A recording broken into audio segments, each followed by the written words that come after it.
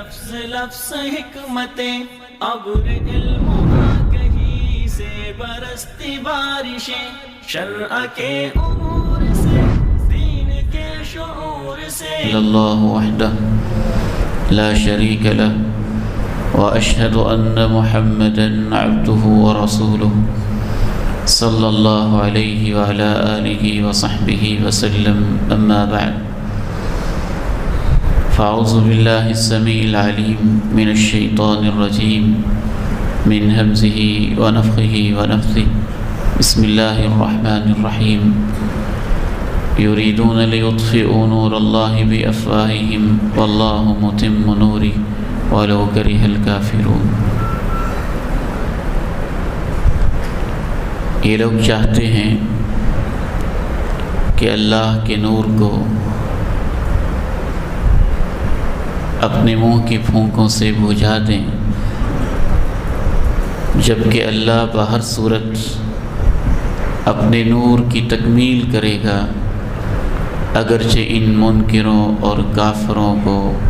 یہ بات کتنی ہی ناگوار گزرے۔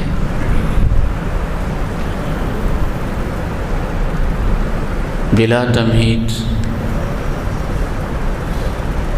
آج کے موضوع کا آغاز کرنا چاہتا ہوں اس مبارکبادی اور تہنیتی کلمات کے ساتھ کہ برادر گرامی حضرت پروفیسر قاری شفیق صاحب اس مسجد کی انتظامیہ اور آپ سارے ہی احباب بہت زیادہ مبارکباد کے مستحق ہیں کہ اللہ نے آپ کو حصول دین کے لیے پسند فرمایا ہے انشاءاللہ۔ فتنے بہت زیادہ ہیں۔ اللہ کے پیارے نبی علیہ السلام نے فتنوں کے بارے میں پیشین گوئیاں فرمائی تھیں۔ کبھی آپ نے ارشاد فرمایا، میں دیکھ رہا ہوں تمہارے گھروں میں فتنے ایسے اتر رہے ہیں کمواقع القطر، جیسے آسمانوں سے بارش کے قطرے گرتے ہیں۔ کبھی آپ نے ارشاد فرمایا، بادروا بالاعمال فتنا كقطع اللیل المظلم، جلدی جلدی نیکیاں کر لو قبل اس کے کہ ایسے فتنے چھا جائیں جس طرح اندھیری رات کی تاریکیاں اور اندھیری رات کے ٹکڑے ہوتے ہیں۔ یصبح الرجل فیہا مؤمنا ویمسی کافرا یبیع دینہ بعرض من الدنیا او کما قال علیہ السلام۔ ایسے اندھیرے چھا جائیں گے کہ صبح کو ایک شخص ایماندار ہوگا اور سورج کے غروب ہونے کے بعد وہ بے ایمان ہو چکا ہوگا۔ شام ڈھلتے وہ ایماندار ہوگا اور صبح کی روشنی پھوٹنے کے وقت وہ بے ایمان ہو چکا ہوگا۔ کبھی آپ علیہ السلام نے فتنوں کی اس انداز میں امت کو آگاہی عطا فرمائی کہ انسان اس پہ حیران و ششدر رہ جاتا ہے۔ بلکہ ہماری تو نماز میں التحیات میں اس وقت تک نماز مکمل نہیں ہوتی جب تک ہم اللہ سے یہ دعا نہیں کر لیتے، وَأَعُوذُ بِكَ مِن فِتْنَةِ الْمَحْيَا وَالْمَمَاتِ وَأَعُوذُ بِكَ مِن فِتْنَةِ المسیح الدجال او من شر فتنة المسیح الدجال۔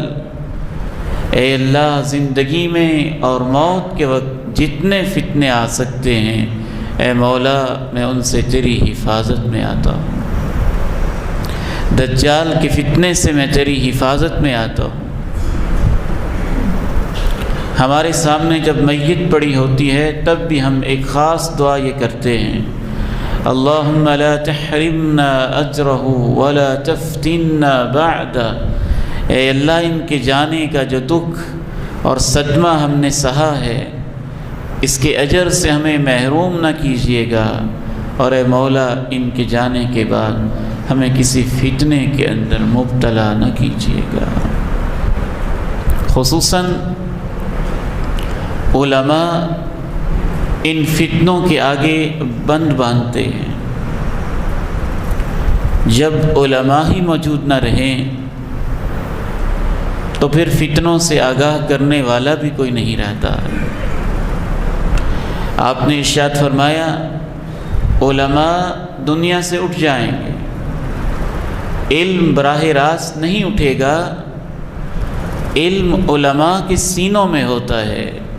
علماء اٹھ جائیں گے تو علم اٹھ جائے گا، جب علماء اٹھ جائیں گے تو لوگ گمراہ لوگوں کو اپنا قائد اور لیڈر مان لیں گے، تو وہ بغیر علم کے فتوے بازیاں کریں گے، فضلوا واضلوا، خود گمراہ ہوں گے اور لوگوں کو گمراہی کے راستے پہ چلانے لگ جائیں گے۔ 5 فتنوں کا میں آپ کے سامنے تذکرہ کرنا چاہتا ہوں اس وقت، جو امت کو بہت بڑا چیلنج بن کے درپیش ہیں۔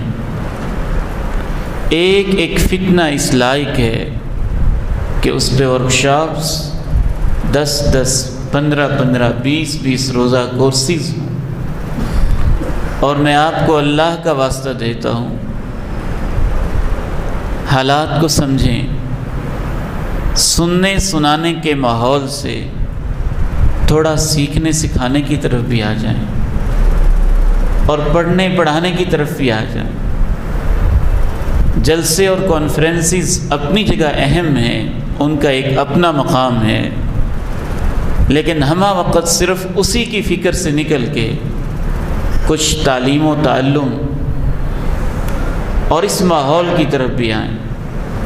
جو اللہ کے پیارے نبی علیہ السلام نے مسجد نبوی کے اندر پیدا فرمایا تھا۔ اس وقت سب سے بڑا فتنہ جو امت کے سروں پہ منڈلا رہا ہے، جو آپ کے گھروں میں پہنچ چکا ہے، ہمارے گھروں میں پہنچ چکا ہے، اور کچھ گھروں کے دروازوں پہ دستک دے رہا ہے اور دروازوں کے کھلنے کے انتظار میں ہے۔ اس دور کا ایک سنگین ترین فتنہ، فتنہ الحاد ہے۔ ہم اس بات پہ لڑتے جھگڑتے رہے کہ فلاں مسئلہ کیسے ہے، فلاں مسئلہ کیسے ہے، اس پر بھی ڈیبیٹ کرنے میں حرج نہیں، علمی اور فکری انداز میں، لیکن اس وقت جو امت کو فتنہ درپیش ہے وہ یہ ہے کہ یہ کسی مسئلہ کو مسئلہ سمجھنے کے لیے ہی تیار نہیں، اور آج کا نوجوان تو اللہ کی ذات کو ماننے کے لیے بھی تیار نہیں۔ اس کے سامنے سرے سے یہ سوال کھڑا کر دیا گیا ہے کہ جس مذہب کے نام پہ اتنے جھگڑے اور فسادات ہو رہے ہیں، تم یہ سوچو وہ مذہب ہے بھی کہ نہیں، اس کو بھیجنے والا کوئی ہے بھی کہ نہیں، کائنات کا نظام چلانے والا کوئی ہے بھی کہ نہیں۔ آپ کے اس علاقے کی ایک بچی میٹرک میں ٹاپر ہے، پوزیشن ہولڈر، پرانی بات عرض کرتا ہوں 2-4 سال پہلے کی، اس کی والدہ پریشان، یہ نماز نہیں پڑھتی، مسئلے کی طرف دھیان نہیں، وضو نہیں کرتی، تلاوت نہیں کرتی، آپ اسے سمجھائیں۔ کونسلنگ کے لیے، مشاورت کے لیے میرے پاس لے آئی۔ میں نے اس بیٹی سے ڈائلاگ کیا، گفت و شنید کی، اسے سمجھنے کی کوشش کی، اس سے سوال و جواب کیے۔ کوئی 1 گھنٹہ کی نشست کے بعد آخر کار اس بچی کے اندر جو کچھ تھا اس نے اگل دیا، اور وہ مجھے ببانگ دوہل کہنے لگی کہ میں نماز کیسے پڑھوں، مجھے تو لگتا ہے کہ اللہ تو ہے ہی نہیں ہے۔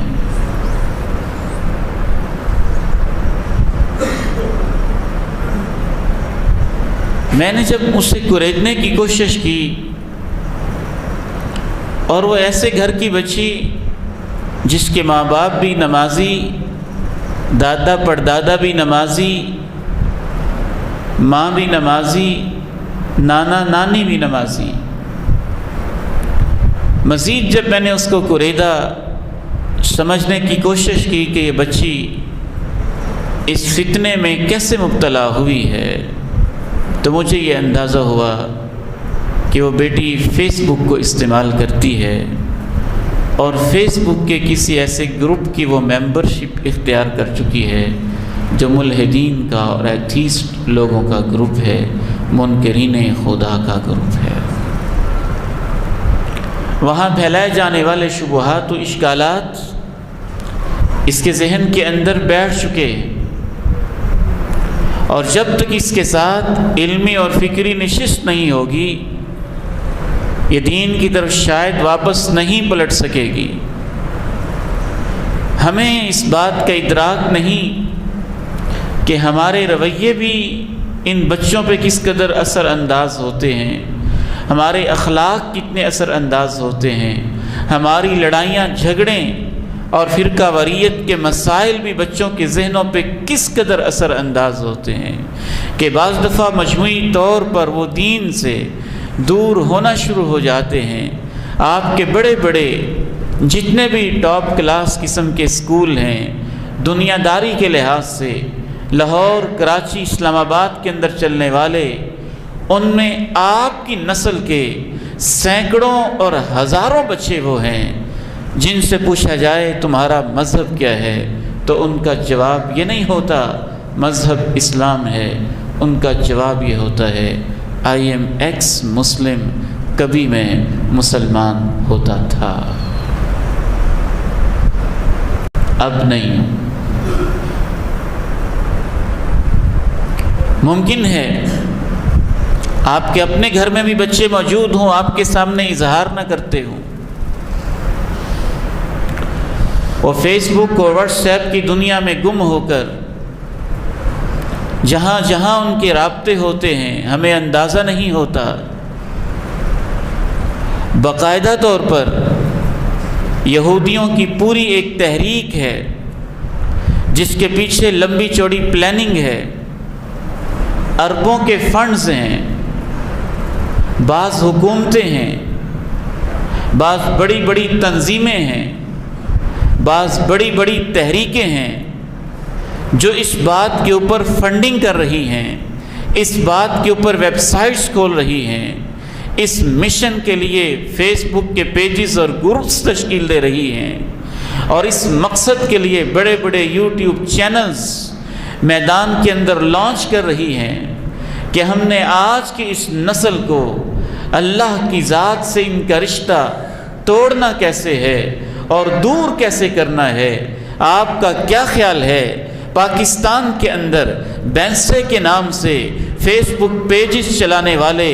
اور مختلف قسم کے وہ بلاگرز جو آپ کے سابق پاکستانی بیرون ملک کے اندر رہتے تھے، کبھی اللہ کا مذاق اڑاتے تھے، کبھی اللہ کی توہین کرتے تھے، کبھی کس طرح کے الفاظ اور کس طرح کی پوسٹیں کرتے تھے، آپ کا کیا خیال ہے کہ بلا سوچے سمجھے وہ چند سرپھرے لوگ تھے جو انفرادی طور پہ یہ کر رہے تھے؟ اگر آپ کی یہ بھول ہے تو آپ کی سادگی کو سلام پیش کرتا ہوں اور اس پہ 4 حرف بھیجتا ہوں کہ آپ بھی کتنے سادہ ہیں۔ باقاعدہ ان کے پوچھے، پورے کے پورے ملک، پوری کی پوری تنظیمیں اور پوری کی پوری تحریکیں موجود ہیں۔ ہم اللہ کے لیے کیا کر رہے ہیں؟ ہم نے کتنے نوجوان میدان میں بھیجے ہیں؟ ہم نے کتنی سائٹس ڈیولپ کی ہیں؟ ہم نے اس کام کو کتنا منظم کیا ہے؟ میں قائل ہوں کہ کانفرنس اور جلسے ہونے چاہیے، ان کی اپنی ضرورت ہے اور ان کے اپنے سامعین ہیں، لیکن میں اس سے زیادہ اس بات کا قائل ہوں کہ ہمیں اب ان سے کچھ آگے بڑھنا ہوگا، اور کچھ ایسے میدان جو بالکل خالی پڑے ہیں ان میں ہمیں کودنا ہوگا۔ دوسرا فتنہ جو اس وقت امت کے لیے ایک بہت بڑا چیلنج بن کے سامنے کھڑا ہے، باقاعدہ طور پر جسے لانچ کیا گیا ہے، وہ یہ ہے کہ اس امت کا تعلق اللہ کے پیارے نبی علیہ السلام کی ذات مبارکہ سے توڑ دیا جائے یا کم کر دیا جائے یا اسے آپ کی ذات سے بدگمان کر دیا جائے۔ میں صرف اشارے کرتے ہوئے یہ 5 فتنے آپ کے سامنے رکھوں گا۔ آپ کیا سمجھتے ہیں کہ چیلانٹ پوسٹن کا ایک ایڈیٹر یا چیف ایڈیٹر یا اس کا ایک اونر یا اس کا ایک خاکے بنانے والا ڈیزائنر ایسے ہی بلا سوچے سمجھے اللہ کے پیغمبر کے خاکے چھاپ دیتا ہے؟ اور آپ کیا سمجھتے ہیں کہ وقفے وقفے سے یہ حرکتیں بس ویسے ہی انفرادی سطح پہ کچھ لوگ کر دیتے ہیں؟ 2001 میں حرکت ہوتی ہے، پھر 2005 میں ہوتی ہے، پھر 2009 میں ہوتی ہے، پھر 2010 میں ہوتی ہے، پھر 2018 میں ہوتی ہے۔ ایک اخبار خاکے چھاپتا ہے، پھر 10 اخبار خاکے چھاپتے ہیں، پھر 20 اخبار خاکے چھاپتے ہیں۔ امت ان کے خلاف کھڑی ہو جاتی ہے، امت ان کے خلاف احتجاج کرتی ہے، سراپا احتجاج بن جاتی ہے۔ پھر اس اخبار کی سپورٹ میں 40 ملکوں کے سربراہ کانفرنس کرتے ہیں، ہاتھوں میں ہاتھ ملا کے کہتے ہیں یہ ہماری آزادی کا مسئلہ ہے، نعوذ باللہ تمہارے پیغمبر کو گالیاں دینا ہمارا حق ہے۔ ان کے خاکے چھاپنا یہ ہیومن رائٹ کا مسئلہ ہے۔ کتنے سادہ ہیں ہم اور کتنے بھولے بھالے ہیں ہم، اور کس قدر ہماری پلاننگ سطحی اور عارضی ہوتی ہیں۔ اپنا ہی نقصان، اپنی ہی املاک کا نقصان، اور آپس میں چند لڑائی جھگڑے قتل و غارت کر کے ہم پھر آرام سے سو جاتے ہیں کہ ہم نے اپنا کام پورا کر دیا ہے، اور وہ ایک تحریک کے طور پر اس کو لیتے ہیں۔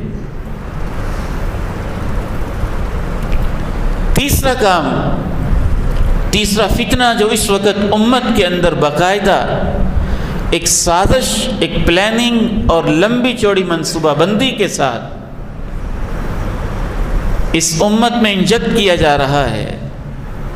کہ اس امت کے نوجوان کا رشتہ قرآن مجید سے توڑ دیا جائے یا کم کر دیا جائے۔ آپ کتنے سادہ ہوں گے اگر آپ نے کبھی اس پہ سوچا ہی نہ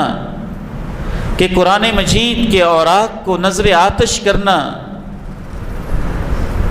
ایک ہندوستانی کا یہ کہنا کہ اس میں 26 آیات قابل اعتراض ہیں، ٹیری جونز کا یہ کہنا ایک ترقی یافتہ نام نہاد ملک کے چوک چوراہے میں آ کے کہ میں نے قرآن مجید کے 500 نسخوں کو آگ لگانی ہے اور چوک میں ڈھیر لگا کے ان کو آگ لگانی ہے اور اوراق کو نظر آتش کرنا ہے، اور ایک امریکی ویب سائٹ کا باقاعدہ اپنی ویب سائٹ کے اوپر قرآن مجید کی آیات کو بدل کے آگے پیچھے کر کے مفہوم کو چینج کر کے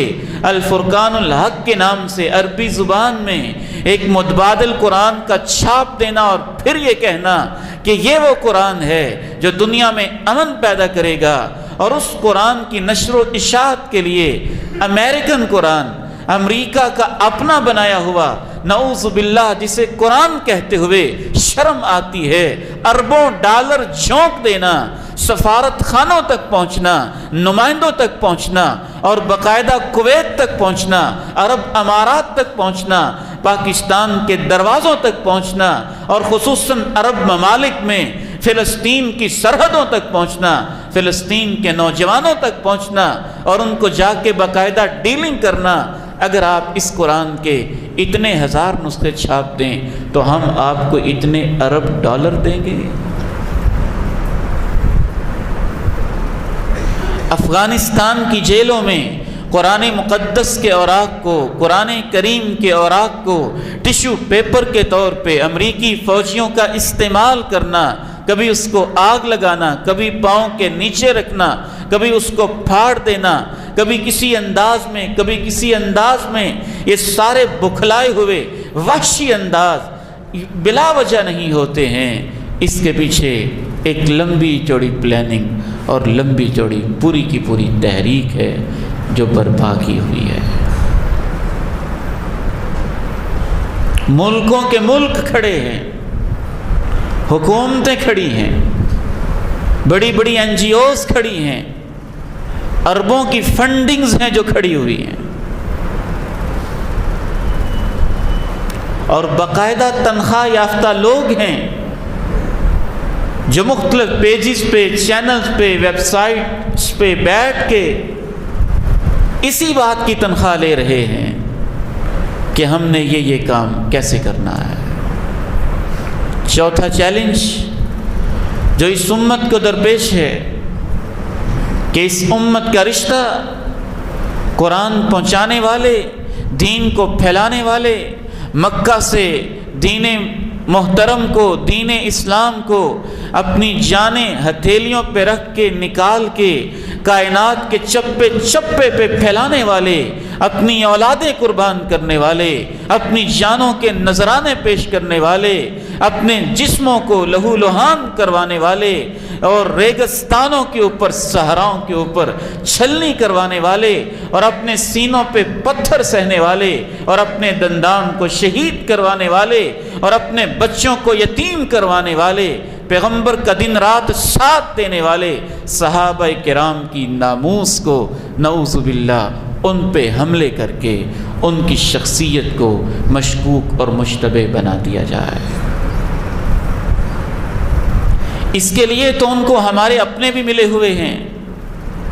وہ جو نام کے اپنے ہیں، وہ جو کلمہ کی حد تک اپنے ہیں،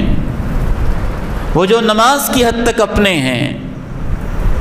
وہ جو حب اہل بیت کا کھوکھلا نعرہ لگانے کی حد تک اپنے ہیں۔ اس کے لیے تو ان کو سستے داموں لوگ بھی ملے ہوئے ہیں۔ اور آپ کا کیا خیال ہے کہ ایک شخص کا پاکستان جیسے ملک میں، اسلام آباد جیسے شہر میں، کیپٹل سٹی میں جناب صدیق کی ذات مبارکہ کے اوپر افواہات بک دینا، اور پھر چند گھنٹوں کے اندر درجنوں ٹکٹیں جیب میں لے کے ایئرپورٹ سے فرار ہو جانا اور روپوش ہو جانا، یہ کسی منصوبہ بندی کے بغیر سارا کچھ ہو جاتا ہے۔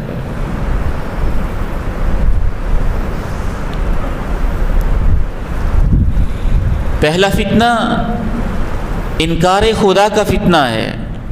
فتنہ الہاد۔ دوسرا فتنہ فتنہ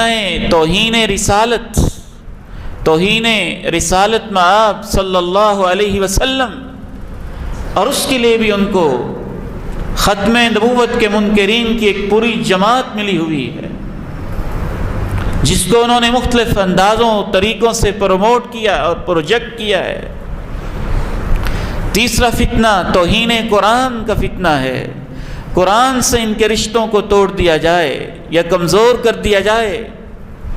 چوتھا فتنہ توہین صحابہ، قرآن اور اسلام کے پہلے سفیر اور پہلے سپاہی اور پہلے مجاہد اور پہلے گواہ اور پہلے اس کے حاملین، ان کی ذات پہ حملے۔ پانچواں فتنہ خاندانی نظام کو تباہ کرنے کا فتنہ ہے۔ پوری دنیا کے پاس اس طرح کا فیملی سسٹم نہیں ہے جس طرح کا اللہ نے امت اسلامیہ کو خاندانی نظام دیا ہے۔ ماں کا رشتہ، باپ کا رشتہ، بہن کا رشتہ، بھائی کا رشتہ، بہو کا رشتہ، بیٹی کا رشتہ، خالہ کا رشتہ، ماموں کا رشتہ، یہ رشتے بڑے پیارے رشتے ہیں، اور ان رشتوں کو پائمال کرنے کے لیے ایسی فلمیں، ایسے ڈرامے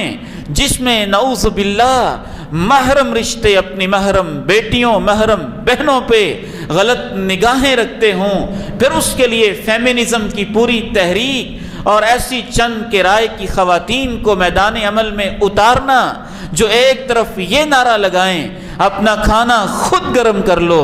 اور دوسری طرف انہی کی خواتین میں سے، انہی میں سے کسی کی بیٹی ایئر ہوسٹس بن کے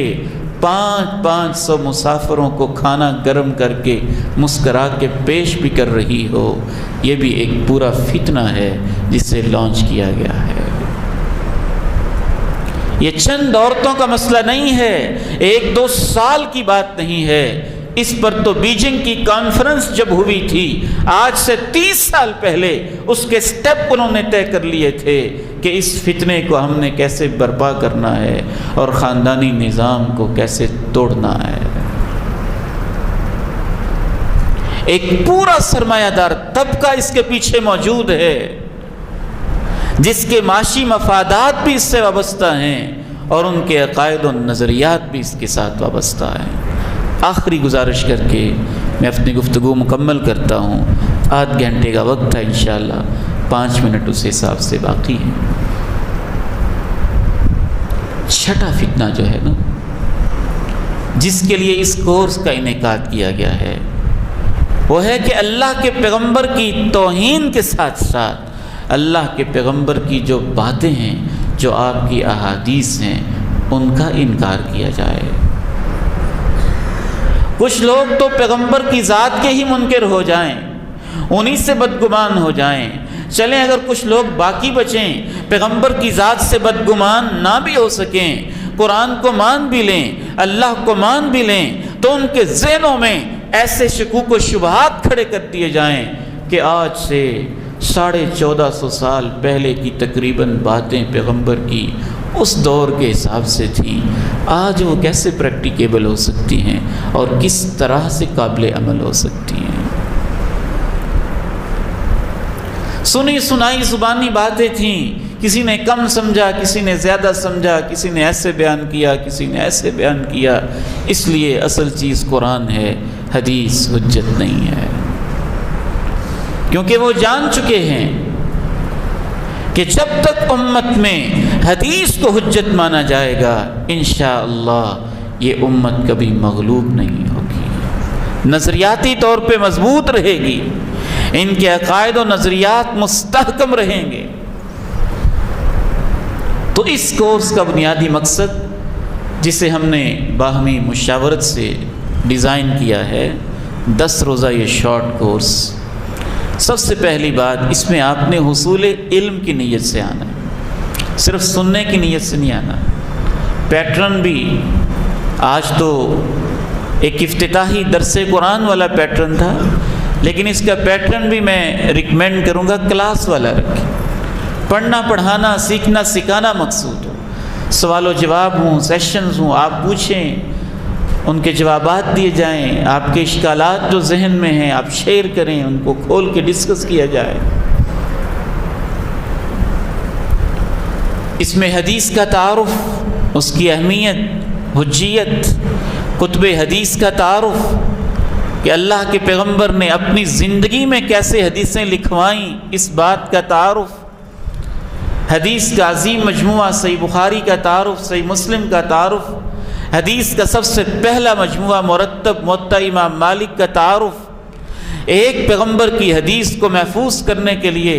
جو لاکھوں راویوں کی امت نے حالات محفوظ کیے، علم اسماء الرجال کا تعارف، علم تدوین حدیث کا تعارف، علم جرح و تعدیل کا تعارف، یہ پورے کے پورے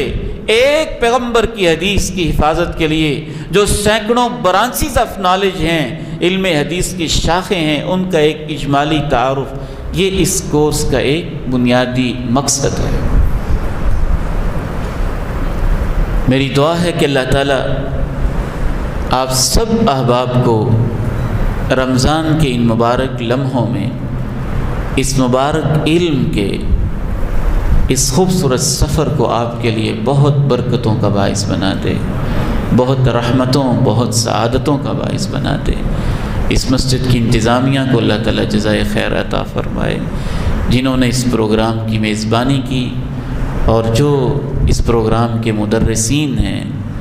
ہمارے پروفیسر دوست، ان سب کو اللہ تعالیٰ جزائے خیر دے۔